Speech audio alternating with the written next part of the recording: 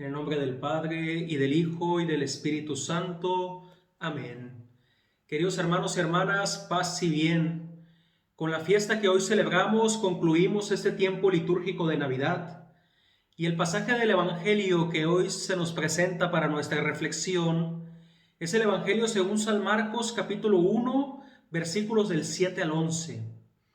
Este pasaje evangélico nos muestra de una manera esencial el evento que sucedió en la orilla del río Jordán, el bautismo del Señor Jesús. Y digo de una manera esencial porque, a diferencia de los otros evangelios llamados sinópticos, que también nos dan a conocer este acontecimiento, no existen otros sucesos que lo preceden más que la predicación de Juan el Bautista. Por ejemplo, en el Evangelio según San Mateo se nos muestra un relato más largo, porque antes del bautismo se nos da a conocer un diálogo entre Juan el Bautista y el Señor Jesús, precisamente sobre si era o no necesario que el Señor Jesús se bautizara. O en San Lucas, que el bautismo del Señor viene narrado incluso después del arresto de Juan el Bautista, quedándonos con la duda de quién ha bautizado al Señor Jesús.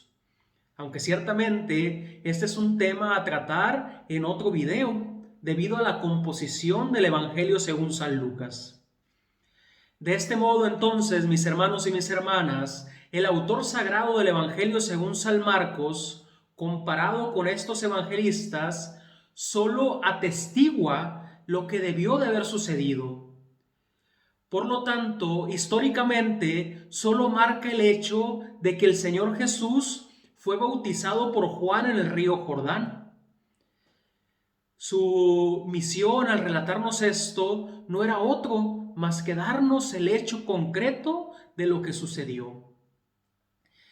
Pero esto no significa que al presentarnos este hecho, aún siendo tan escuetamente, no es digno de hacer notar las particularidades que nos presenta.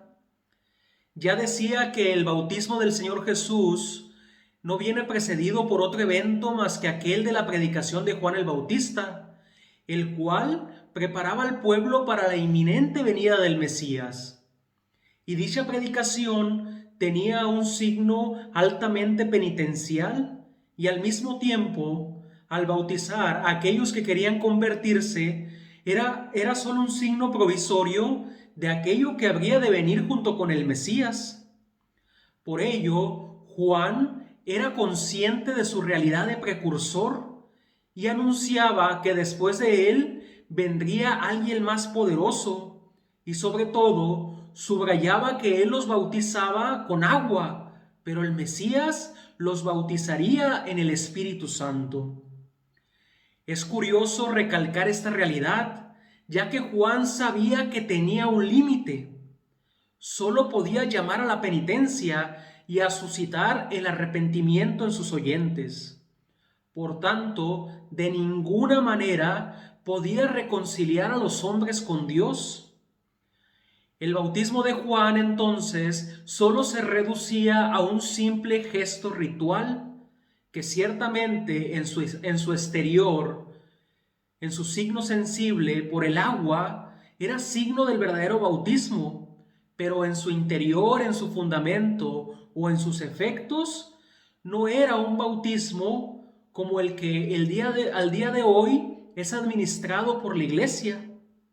El bautismo cristiano, el actual, el nuestro, se lleva a cabo con el poder del Espíritu Santo, el cual, utilizando todavía el signo del agua, nos concede en su profundidad el efecto de reconciliar al ser humano con Dios al quitar la mancha del pecado original y concediendo también de esta manera una vida nueva para la criatura, que no solo entra en relación personal con su Creador, sino que ya no es una simple criatura, sino que se convierte por adopción en hijo de Dios.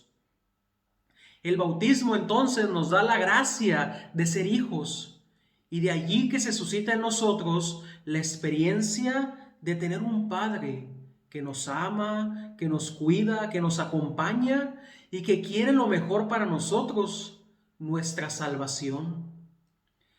Y bueno, mis hermanos y mis hermanas, siguiendo con el texto del pasaje del Evangelio de hoy, otro elemento interesante es el propio bautismo del Señor Jesús y aquello que sucede al momento del salir del agua. Los efectos de su bautismo vienen manifestados con signos sensibles. Vio los cielos abiertos, ve al Espíritu que en forma de paloma descendía sobre él y escucha la voz que desde los cielos le dice: Tú eres mi Hijo, el amado, en ti me he complacido. De estos signos sensibles, entonces, podemos decir algo, podemos reflexionar para aterrizarlos en nuestra propia vida cotidiana. En primer lugar, solo es el Señor Jesús que entra en contacto con esta realidad. El texto no nos dice que fueron otros testigos de esta revelación. Sin embargo, podemos pensar que estas experiencias donde Dios se revela no siempre son aptas para nosotros al inicio, porque en muchas ocasiones no estamos preparados para ello, como los israelitas en el monte Sinaí, que no podían ver a Dios cara a cara. Todavía no llegaba esta revelación en el cual ellos podían y estarían llamados a ver a Dios cara a cara. Sin embargo, ahora en nuestra realidad de ser hijos de Dios, tenemos esa dicha, esa alegría de verlo cara a cara y de relacionarnos con Él como con un amigo, porque así lo ha querido y nos lo ha manifestado. El Señor Jesús es el rostro visible de Dios, del Dios invisible. Solo a través del Señor Jesús podemos ver a ese Dios que parecía oculto, que parecía lejano. El Señor Jesús, por su nacimiento, es que nos lo hace cercano y que podemos relacionarnos con Él. Por ello, tampoco significa que no podamos participar de estas revelaciones, porque sin duda lo podemos hacer, sobre todo cuando hemos entrado en esta realidad divina a través de la vida de gracia que se nos ofrece. Hoy en día se sigue manifestando de tantas maneras y no todos somos capaces de ver las huellas de Dios en el mundo.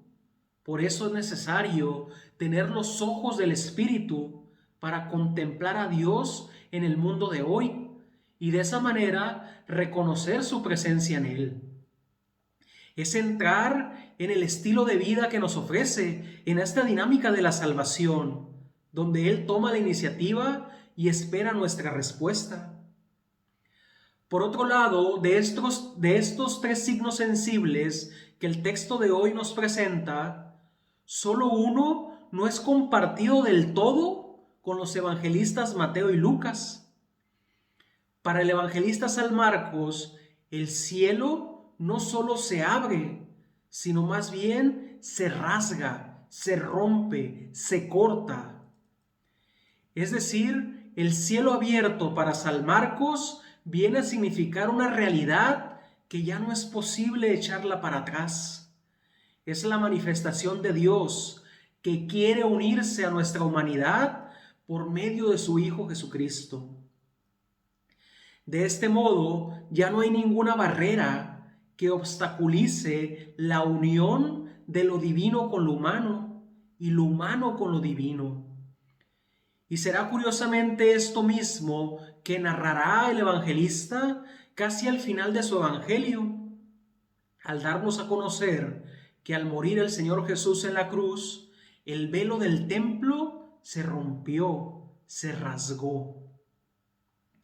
Entendemos entonces que allí, donde nadie podía entrar, el lugar de la presencia de Dios, el lugar más sagrado dentro del templo, se abría para estar abierto para todos y para que todos pudieran entrar. Ya no había separación, ya era posible contemplar a Dios cara a cara. Aquí entonces, mis hermanos y mis hermanas, radica la buena noticia de la salvación, la buena noticia de la fiesta que hoy celebramos. Por medio del bautismo nos llega la salvación. Y solo el Señor Jesús podía darnos esta alegría de que estamos hechos para el cielo. Por ello también la fiesta que hoy celebramos del bautismo ha de recordarnos nuestro bautismo y que el Señor Jesús nos ha hecho capaces de Dios, nos ha hecho capaces de asumir lo divino en nuestra humanidad, de asumir la salvación y de llegar al cielo, porque el cielo está abierto y ya no se nos cierra.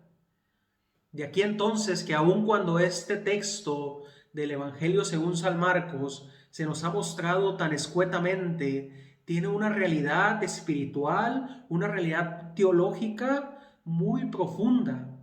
Es la manifestación de Dios que también, así como ha llamado a su Hijo, el amado, en quien se complace, también quiere decirnos a nosotros: eres mi hijo, eres mi hija, mi amado, mi amada, en ti me complazco.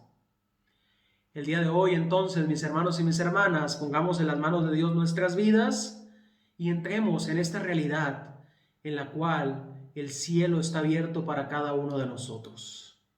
El Señor Jesús lo ha hecho posible. Él es el puente entre lo divino y lo humano, entre lo humano y lo divino. Que así sea. Paz y bien, y Dios les bendiga. Y si les ha gustado este video, como siempre, compártanlo con sus seres queridos, denle like, denle me gusta al canal y ayúdenme a llegar a los 1000 suscriptores.